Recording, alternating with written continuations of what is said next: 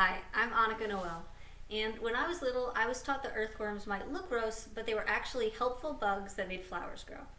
My mom would tell us to bring her worms we found and to put them in her garden. When it rained a lot and worms showed up on the sidewalks, I would put them back in the dirt. Though, despite being taught that worms existed to help the earth, I never liked them. They were gross and slimy, and I didn't like dirt, so it wasn't a very good combination. When we got to 7th grade, we dissected worms, and though we had to memorize and locate their different organs, they could still be accurately summarized as tubes that eat dirt and then poop more dirt out. It wasn't until talking to my mom, who is an avid gardener, that I found out that earthworms, those gross little flower growers, were actually an invasive species. After doing research, I found out more and more about invasive species, worms in particular. Invasive species are known for being brought over from foreign countries and disrupting the ecosystem. They do this by finding out an environmental niche that they can take advantage enough that they can kill off their natural competitors, effectively overtaking that niche. Worms are an example of such conquerors. They were most likely accidentally brought over by European settlers in the hulls of their ship and their plants. Millions of years before that, glaciers had moved through North America, scraping away the former filters in the topsoil.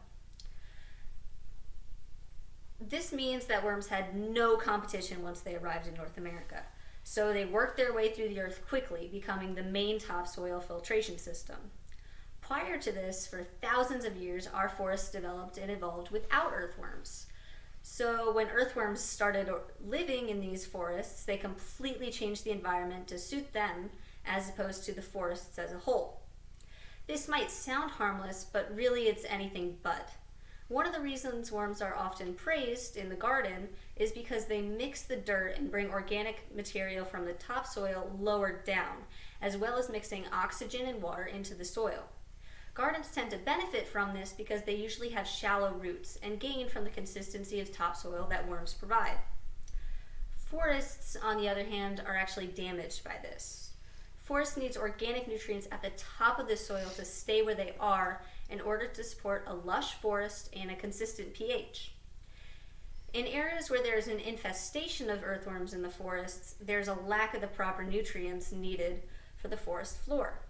The earthworms also make the soil more suitable for European and Asian plants as opposed to natural North American ones. This causes the native plant life to have a harder time growing, and invasive species like buckthorn or garlic mustard, which came from Europe just like the earthworms, to grow even easier.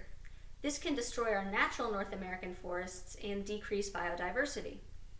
Worst case scenario, this lack of biodiversity and an increase of invasive species, like earthworms, may increase the chances of and assist in the spreading of wildfires, like we've recently seen in California. A study by the German Center for Integrative Biodiversity Research and Leipzig University found that earthworms' actions may also cause loose dirt to be moved around and end up in waterways, damaging fish habitats as well as the local plant life that relies on that water. Damaging fish habitats as well as the local plant life that relies on the water, this damaged water supply hurts the area surrounding it, including people's water sources, further amplifying the effect that worms have on our environment. As much as they may be helpful for gardens, they are still an invasive species. When too many are introduced to forests, like many already have been in North America, they can start to do real damage.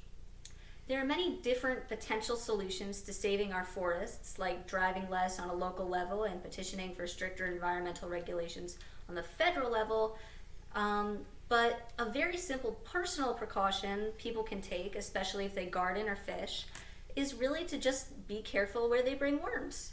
This may sound a bit silly, but contrary to how most other invasive species are spread, earthworms are mostly moved around by people. So there are a few simple ways for us to help stop them spreading, as suggested by the Great Lakes Worm Watch. When fishing, for example, people can throw unused worms away in a trash can instead of into water or on the ground. When gardening, if you use worms for composting, you can freeze compost for at least a week before you put it in your garden. just to make sure the worms are dead and they can't spread around if they're not supposed to be there. If you drive a vehicle that has treads that tend to get dirt in them, like an ATV, you can just wash the dirt out before you move it around so you don't transport things like compost, mulch, or soil unless you are sure there are no worms in it. Gardeners and fishers would probably be the most affected by this, but it is a surprisingly simple fix that a lot of people can do quite easily.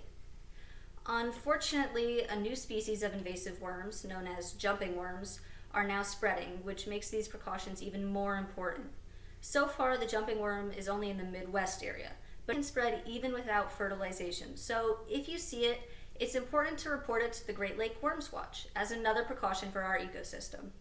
We already know that worms in the forest can change the forest into completely different habitat that is not suitable for a Northern American environment. The jumping worm will continue to make things worse for our forests as they spread. To help keep our forests safe, be more mindful about the effects of worms. And when it rains and worms start showing up on the sidewalk, just don't toss them into the woods. Thank you.